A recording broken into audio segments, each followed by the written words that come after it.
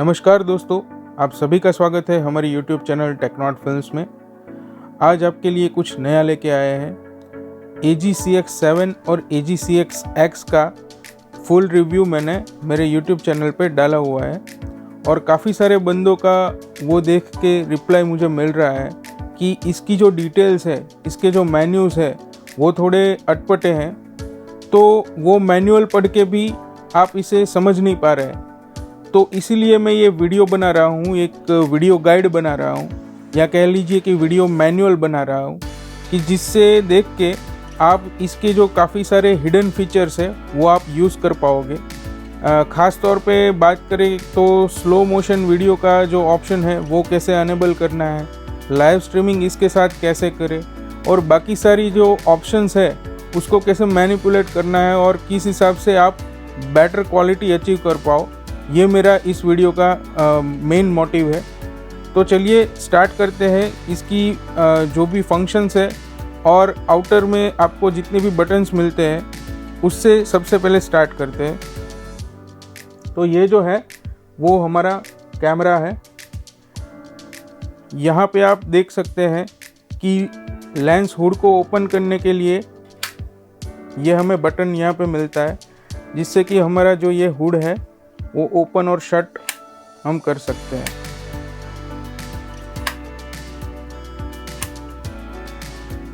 उसके बाद अगर बात करें तो यहाँ पे साइड पे आपको एंटी फिल्टर्स मिल जाएंगे। बाय डिफ़ॉल्ट हमें जो है वो ये क्लियर पे मिलेगा। उसके बाद हम 1/4, 1/16 और 1/64 जिस हिसाब से हमें ज़रूरत है उस हिसाब से एंटी फिल्टर का यूज़ कर सकते हैं। यहाँ पे हमें ऑटो फोकस, मैनुअल और इनफाइनाइट के लिए स्विच यहाँ पे दी हुई है, तो इसका हम लोग जैसे भी यूज़ करना चाहे हम कर सकते हैं। यहाँ पे आपको 2 रिंग मिल जाएगी। बाय डिफ़ॉल्ट आइरिस और जूम के लिए ये जो रिंग्स है वो असाइन की हुई है, आप अपने हिसाब से इसे असाइन कर सकते हो। उसके बाद अगर बात करें तो यहाँ पे एक रोटरी डायल हमको मिल जाता है, जिससे हम लोग जो भी ये फंक्शंस है उसको सेट कर सकते हैं और रोटेट कर सकते हैं, उसकी वैल्यूज़ को प्लस या माइनस कर सकते हैं। उसके बाद हमें यहाँ पे मेन्यू दिखने को मिल जाएगा और मेन्यू में से अगर एग्ज़िट होना है तो ये बटन भी उसके पास ही दिया हुआ है। उसके बाद जो है वो आइरिस के लिए आपको डेडिकेटेड बटन दिया हुआ है, गेन के लिए बटन दिया हुआ है, शटर के लिए दिया हुआ है और कैमरे को ऑटो या मैनुअल में चलाने के लिए सिंगल बटन आपको मिल जाएगा। अगर आपको ऑटो में से मैनुअल में शिफ्ट होना है तो आप यहाँ से शिफ्ट हो सकते हो। पीछे आपको ये बैटरी का स्लॉट दिया हुआ है, यहाँ से जो है आप बैटरी को रिमूव कर पाओगे।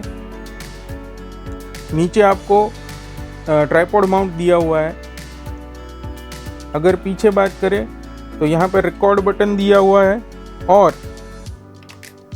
DC इनपुट हमें यहाँ पे मिल जाएगा।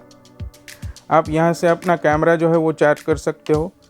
यहाँ पे हमें हेडफोन आउट दिया हुआ है, जो कि 3.5 mm का हेडफोन आउट हमें दिया हुआ है और type A HDMI full size जो है वो यहाँ पे आउटपुट मिल जाएगा। तो यहाँ से HDMI आउटपुट आप जो है वो ले सकते हो। यहाँ हमें व्यू फाइंडर मिल जाता है, जिसे इस हिसाब से ओपन करके टिल्ट करना है तो आपका जो कैमरा है वो बाय डिफ़ॉल्ट शुरू हो जाएगा। अभी इसके यूज़र डिफाइंड फंक्शंस के बारे में बात करते हैं। तो यहाँ पे डेडिकेटेड 1, 2, 3 और यूज़र 5 ये जो है वो हमें डेडिकेटेड बटन्स मिलते हैं, जिसको हम लोग अपने हिसाब से किसी भी फंक्शन के लिए असाइन कर सकते हैं। और यहाँ से हमें जूम इन जूम आउट के लिए एक जो है वो की दी हुई है। और बात करें अगर टॉप हैंडल के बारे में तो यहाँ पे एक LED लाइट के लिए ऑन ऑफ का सिस्टम दिया हुआ है और उसकी ब्राइटनेस जो है वो यहाँ से सेट कर सकते हैं और यहाँ पे रिकॉर्ड बटन भी हमें दिया हुआ है। उसी के साथ हमें जूम इन जूम आउट करने के लिए भी यहाँ पे की प्रोवाइड की हुई है। अभी आगे देखते हैं। हमें यहाँ पे 3.5 mm का माइक्रोफोन इनपुट दिया हुआ है। यहाँ पे रिमोट लगा सकते हैं और USB-C का कनेक्टिविटी हमें यहाँ पे मिल जाता है।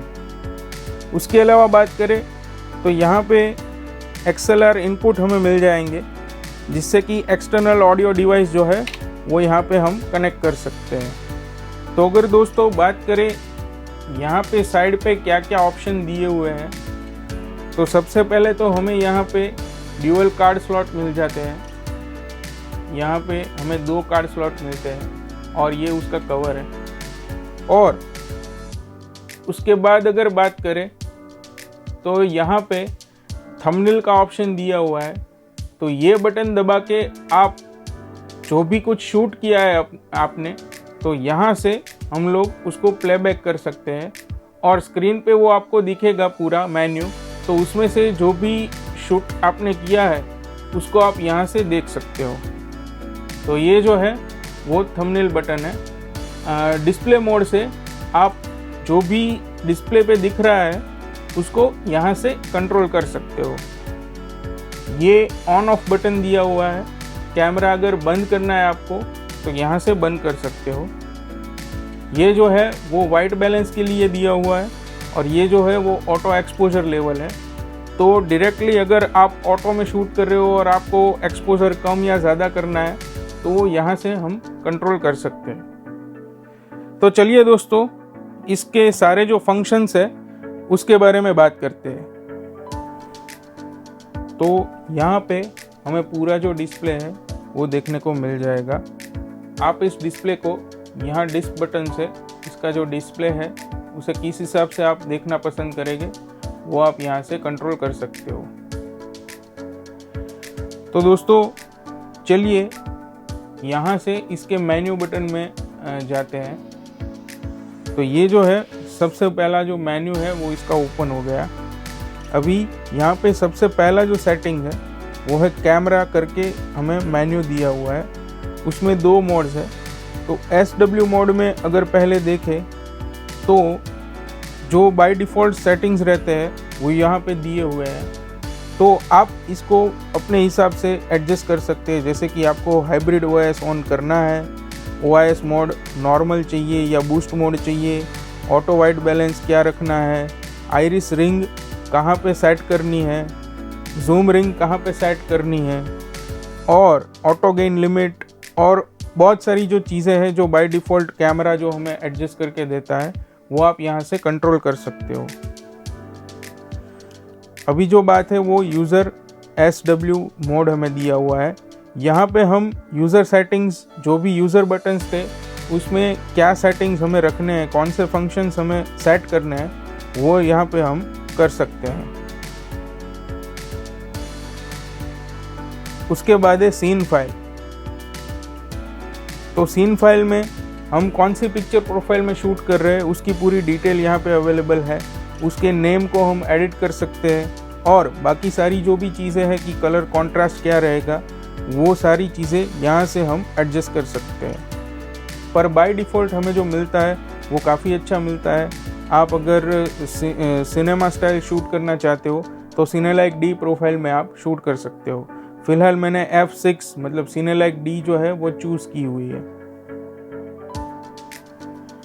उसके बाद हमें जो मिलता है वो है ऑडियो का मेन्यू।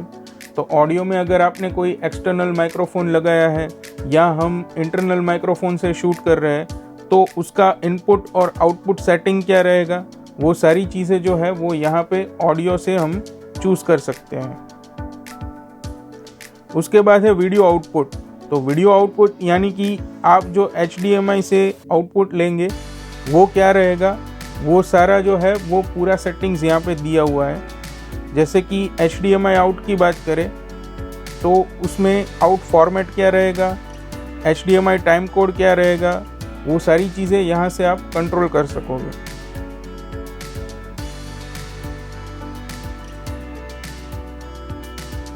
उसके बाद देखते हैं कि रिकॉर्डिंग मेन्यू में क्या है।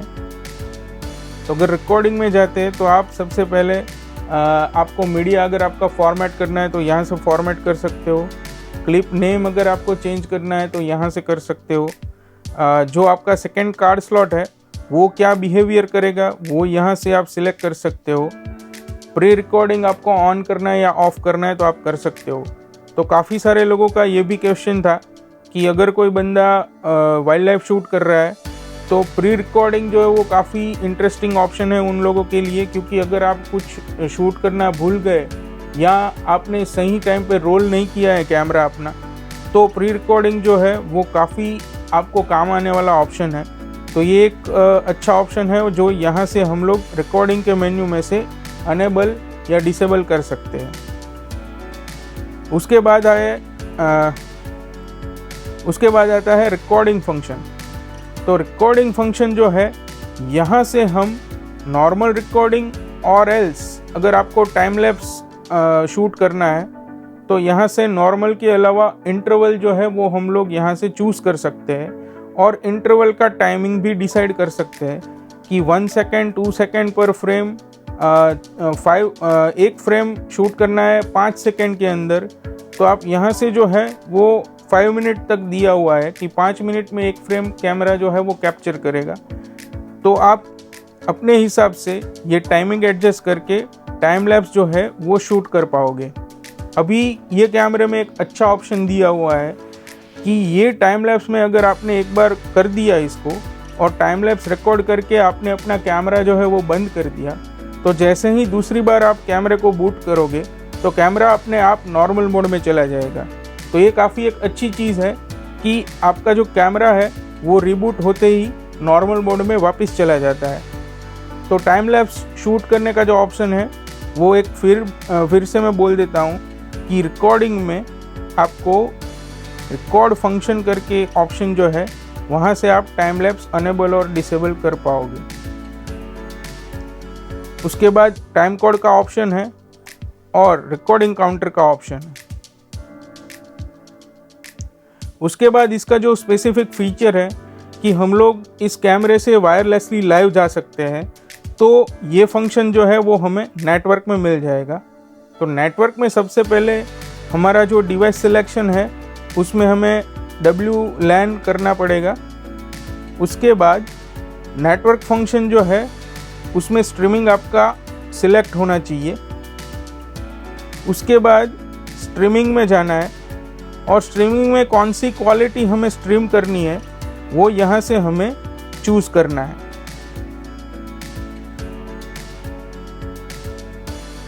उसके बाद स्टार्ट ट्रिगरिंग जो है उसमें कैमरा सिलेक्ट करना है और यहाँ रिसीवर URL में आपको अपने YouTube या Facebook का जो भी आप स्ट्रीम सेट कर रहे हो उसका स्ट्रीम की यहाँ पे पेस्ट करना है। एक बार ये सारी चीज़ लोड हो गई, उसके बाद नेटवर्क में आपको WLAN प्रॉपर्टी में जाके इंफ्रा सिलेक्ट करना है। उसके बाद SSID यानी कि जो भी नेटवर्क आपके पास अवेलेबल है, वायरलेस राउटर अवेलेबल है, उसको सिलेक्ट करना है और उसका जो पासवर्ड है वो यहाँ पे एनक्रिप्ट की के तौर पे डालना पड़ेगा। और जैसे ही आप एंटर हिट करोगे आपको यहाँ पे वाईफाई की साइन दिखाई देगी। जैसे ही कैमरा कनेक्ट होता है ये वाईफाई की साइन जो है उससे क्रॉस निकल गया और हमारा कैमरा जो है वो वाईफाई राउटर के साथ अटैच हो गया है। तो अभी ये कैमरा लाइव जाने के लिए रेडी है। अभी मैंने जो है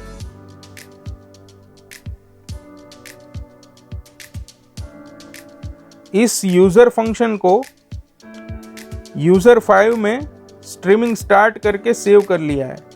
तो अगर मुझे स्ट्रीमिंग स्टार्ट करना है तो मुझे सिर्फ इस कैमरे के ऊपर रखे हुए यूज़र 5 बटन को प्रेस करना है, तो मेरा जो स्ट्रीमिंग है वो स्टार्ट हो जाएगा।